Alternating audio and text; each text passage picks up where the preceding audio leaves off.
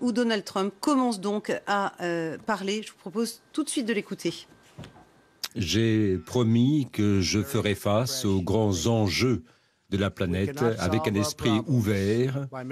On ne peut pas régler les problèmes en faisant toujours les mêmes hypothèses et en répétant les stratégies du passé qui ont tout échoué. Il faut de nouvelles approches et ce que j'annonce aujourd'hui marque le début d'une nouvelle approche par rapport au conflit entre Israël et les Palestiniens. En 1995, le Congrès américain a adopté la loi sur l'ambassade à Jérusalem en invitant l'administration américaine à déplacer son ambassade à Jérusalem en soulignant que cette ville, et c'est important ici, est la capitale d'Israël. Cette loi a été promulguée par le Congrès avec une majorité énorme et bipartisane et a été reconfirmée par un vote unanime du Sénat il y a seulement 6 mois. Et pourtant, depuis 20 ans, chaque précédent américain a exercer ce qu'on appelle la dérogation de la loi en refusant de déplacer l'ambassade et la porter à Jérusalem ou même de reconnaître Jérusalem comme étant la capitale d'Israël. Les présidents ont émis ces dérogations en pensant qu'en retardant la reconnaissance de Jérusalem, on ferait avancer la cause de la paix. Certains estiment qu'ils ont manqué de courage, mais que c'était leur jugement qui s'appuyait sur les faits tels qu'ils les connaissaient ou tels qu'ils les comprenaient à l'époque. Et pourtant, les faits sont là. Après plus de 20 ans de dérogation, nous ne nous sommes pas plus rapprochés d'un accord de paix durable entre Israël et les Palestiniens. Ce serait une folie de supposer qu'en reproduisant la même formule, on obtiendrait aujourd'hui un meilleur résultat ou un résultat différent. Et c'est la raison pour laquelle j'ai estimé que le moment est venu de reconnaître officiellement Jérusalem comme étant la capitale d'Israël. Les précédents présidents ont fait la même promesse de campagne, mais ils ne l'ont pas tenue. Eh bien aujourd'hui, je tiens cette promesse. J'estime que ce choix, cette action, va dans l'intérêt du peuple américain, mais également va dans le sens de la recherche de la paix entre Israël et les Palestiniens. Cette mesure aurait eu lieu il y a longtemps pour aboutir à un accord durable. Israël est un État souverain qui a le droit, comme toutes les nations souveraines, de déterminer sa propre capitale.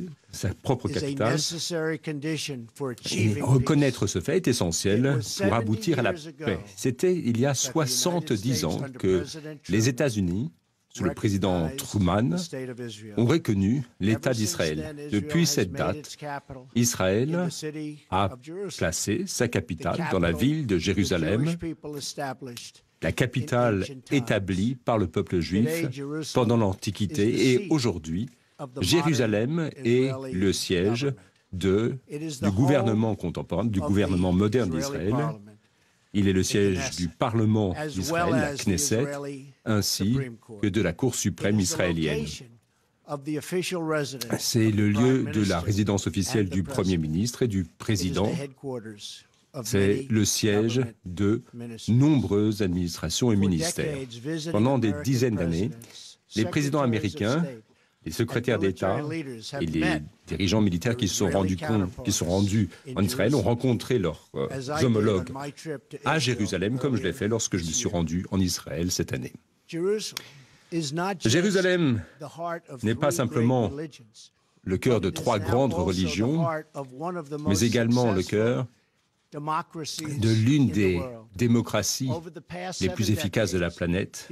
Depuis 70 ans, le peuple israélien a construit un peuple où les Juifs, les musulmans et les chrétiens, ainsi que les peuples de toutes les confessions, peuvent vivre et mener la religion qu'ils entendent selon leurs croyances. Israël doit rester le lieu où, à Jérusalem, Les Juifs peuvent prier le long du mur, les chrétiens suivent le chemin de la croix, et les musulmans vont à la mosquée d'Al-Aqsa.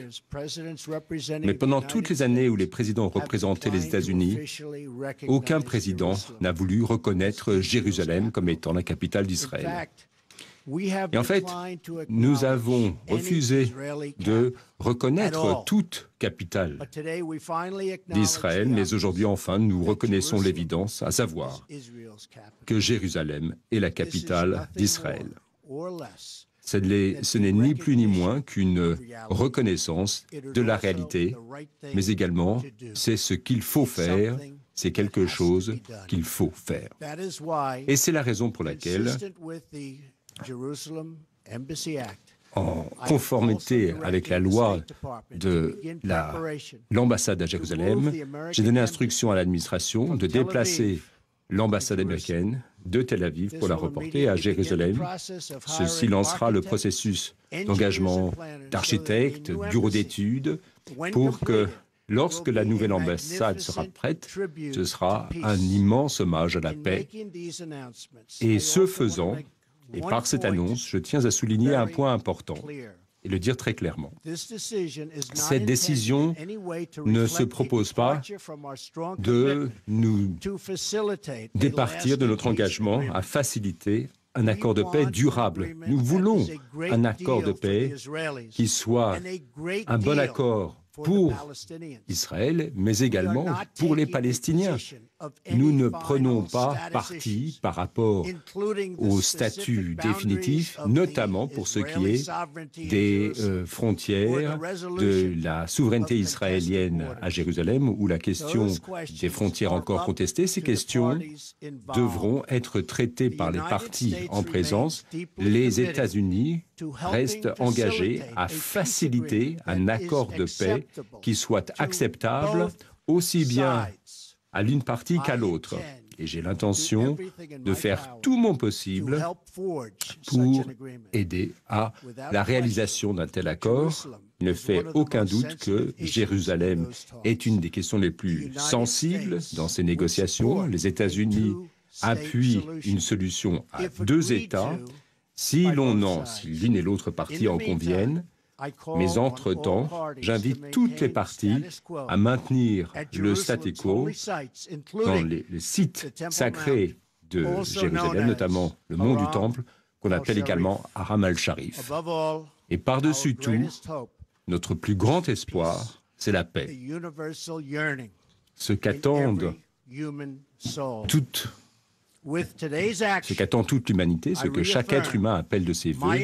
Et à travers cette loi, je réaffirme l'engagement de l'administration à la construction de la paix et de la sécurité dans la région. Il y aura bien entendu des désaccords concernant cette annonce, mais nous sommes certains qu'à mesure que nous discutons de nos différences, nous arriverons à une paix bien meilleur et un lieu bien plus ouvert à la compréhension et à la coopération. Cette ville sainte doit faire ressortir le meilleur de l'humanité en nous rehaussant vers ce qui est possible plutôt qu'en redescendant vers les anciennes querelles qui sont devenues tellement prévisibles.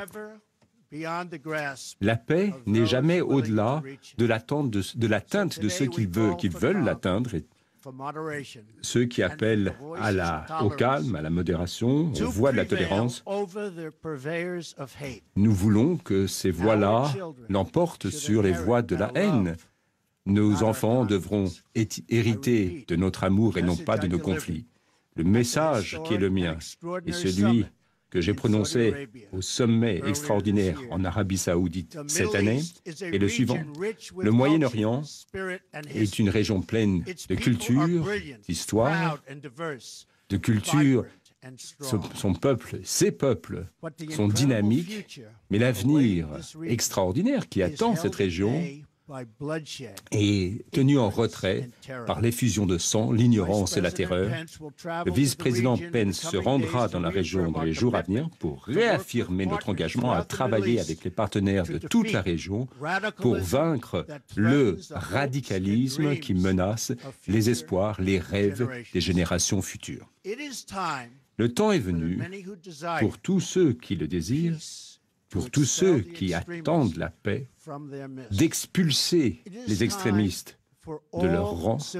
Le moment est venu pour toutes les nations civilisées, pour tous les peuples civilisés, de répondre aux désaccords par le débat plutôt que par la violence. Et le moment est venu pour les voix jeunes et modérées dans toute la région du Moyen-Orient de s'exprimer et de revendiquer un avenir brillant et radieux. Aujourd'hui, je vous propose de nous réengager sur la voie du respect mutuel, de la compréhension mutuelle, en ouvrant nos cœurs et nos esprits au monde du possible, à toutes les belles possibilités. Et j'invite tous les dirigeants de la région, politiques comme religieux, israéliens comme palestiniens, juifs, musulmans ou chrétiens, de nous rejoindre dans cette noble quête d'une paix durable. Merci, merci et que Dieu vous bénisse, que Dieu bénisse Israël, que Dieu bénisse les Palestiniens et que Dieu bénisse les États-Unis d'Amérique. Merci. Voilà la déclaration donc de Donald Trump, le président américain. On retient donc cette phrase: j'ai estimé que le moment était venu de reconnaître officiellement Jérusalem comme étant la capitale d'Israël. Aujourd'hui, nous reconnaissons l'évidence, a expliqué le président américain, la réalité. En fait, et c'est ce qu'il fallait faire. Ce sont toujours les mots du président. Et puis il a ajouté: nous voulons un accord de paix durable entre Israéliens et Palestiniens.